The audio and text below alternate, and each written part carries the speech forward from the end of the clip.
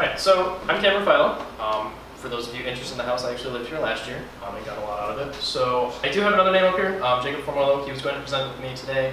Unfortunately, he started the flu last night, so it is the season for that. So I will run this solo. But who we are, so he's a fourth year biomedical on the team. We also have a material science on the team, and then myself, an electrical engineer, third year. I'm very involved in Pavlis in the new venture program. I'm very interested in entrepreneurship. I actually lived in the house last year during its first year as the ice house, and it kind of spurred me along this path.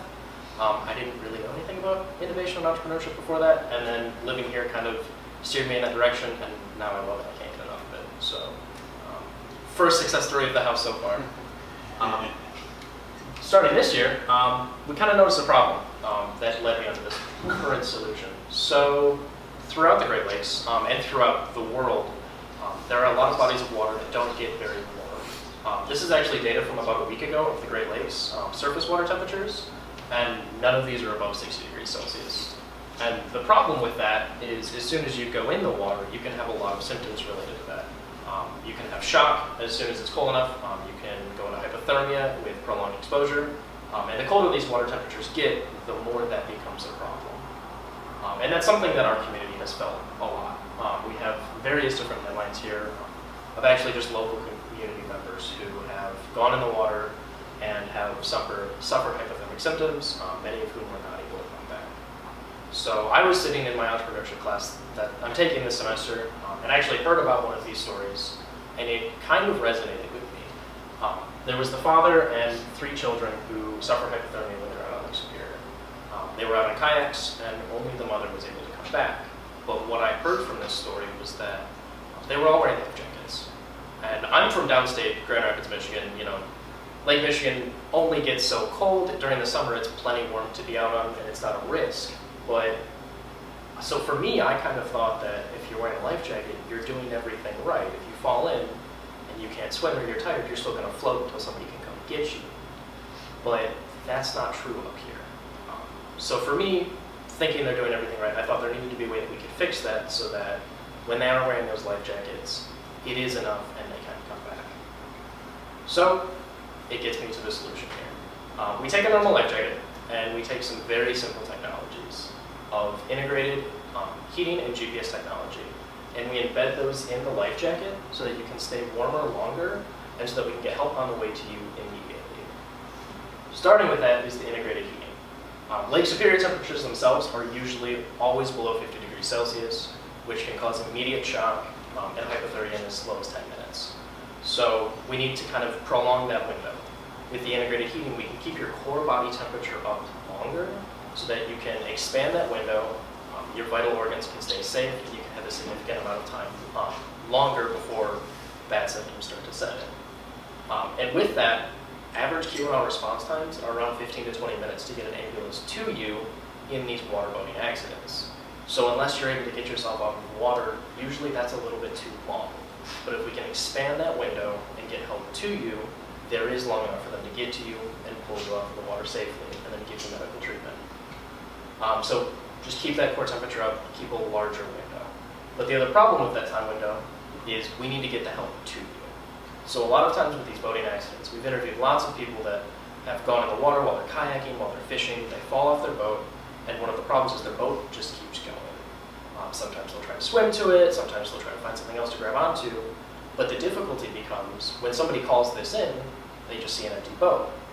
That's not necessarily where the person is, especially if the boat has been going for a while, which can make location very difficult. And when you're in the water, you can't really, reach for your cell phone and call somebody. Your phone might not work. You're not necessarily thinking straight, especially if you go into shock. So there needs to be a way that we can get help to you accurately and the moment you need it. And that's where the GPS part comes in. There's tons of locators on the market, and we're just going to readapt one of them and integrate it into the life jacket. And we've talked about different ways that it can trigger manually or even automatically with water pressure sensors and temperature sensors. And that will send a distress signal to local law enforcement of your exact location so that they can immediately send out help and pull you out of the water. So we're going to expand that window while also shrinking the time that you actually need so that people can get there right away. So that's kind of the basic overview of the product. We're hoping to take this on further. We recently did IPOR and have done a lot of customer interviews. just to kind of learn more of what people do, what people need. And we're just continuing to adapt this technology. We're starting with some early stage prototyping of how to turn this into an actual product. We're testing different ways of using chemical heating elements, electrical heating elements, and making sure that this can actually work before we start testing it to save lives. Any questions?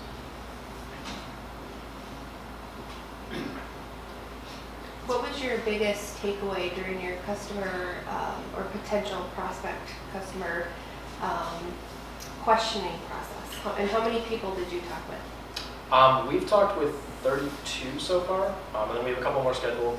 We've started to expand out into like North Pacific region too. I guess from the first couple interviews, how much I had no idea what I was doing, to be totally honest. I thought that I totally knew what the solution was, that we were just gonna, throw heating coils and a life jacket, and that was gonna be enough. But as we talked to more people, we talked to search and rescue, we talked to some local law enforcement people, we talked to fishermen, and I found that I was surprised that the heating element is not the most important thing. It is important, but I thought that was just kind of the only solution. But really the big thing is we need to get people to you. They have ways to pull you out of the water, they have ways to help you get medical treatment when they do, but so many cases they just don't know where people are.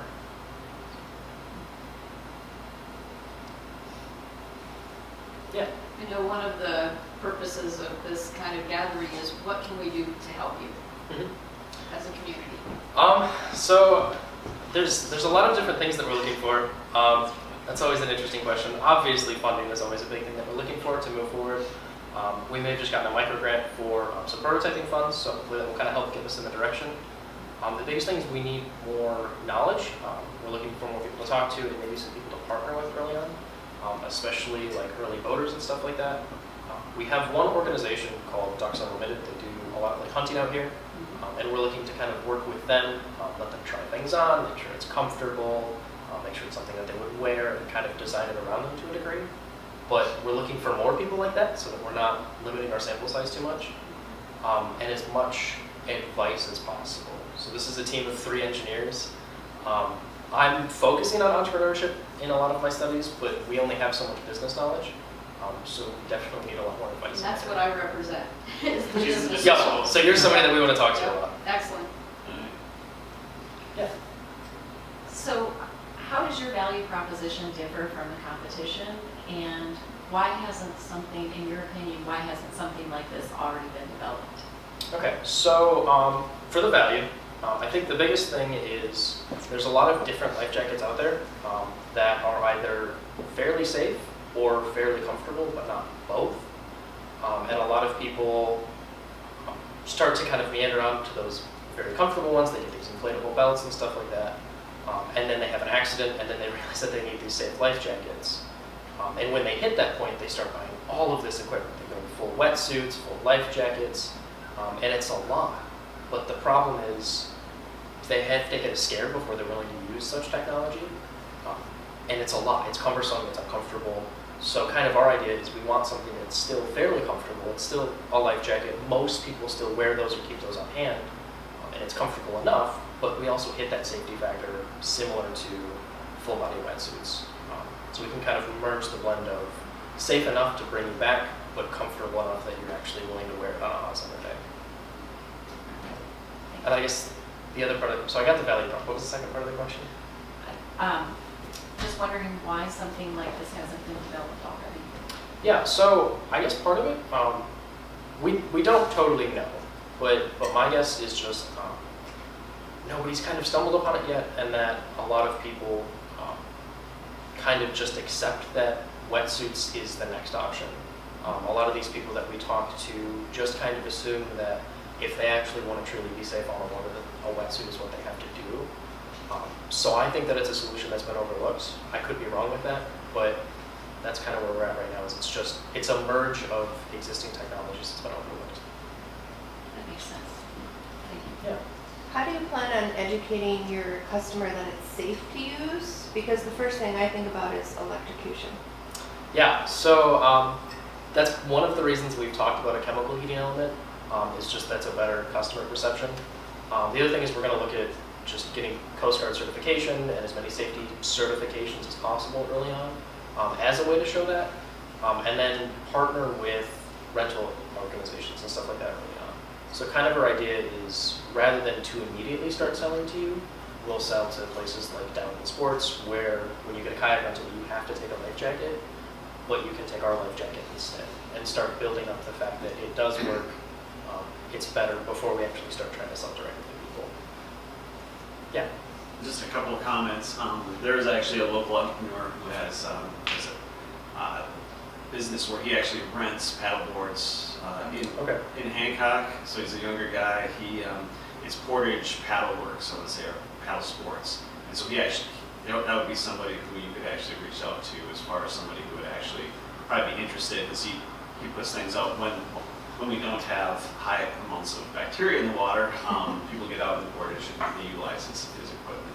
Okay. Secondly, I would certainly reach out to different resources, and we can talk about this, but there's actually a seamstress in Marquette who produces all sorts of different equipments like sails and things like that. She's got industrial sewing equipment, and she's connected with a number of different outfitters, I would say. Okay.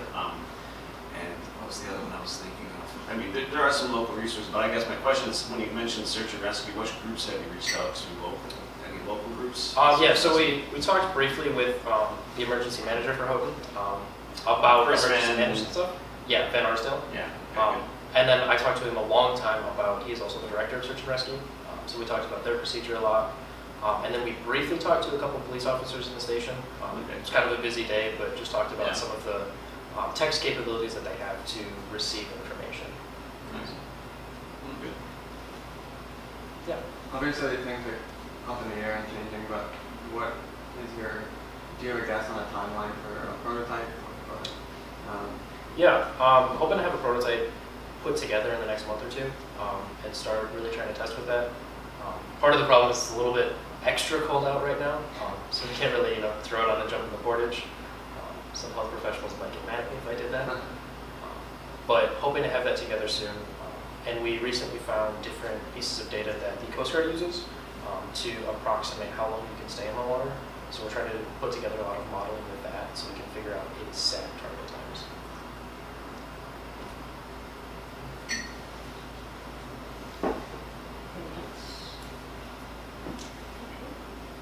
Thank you, Cameron. That was Thank great. you.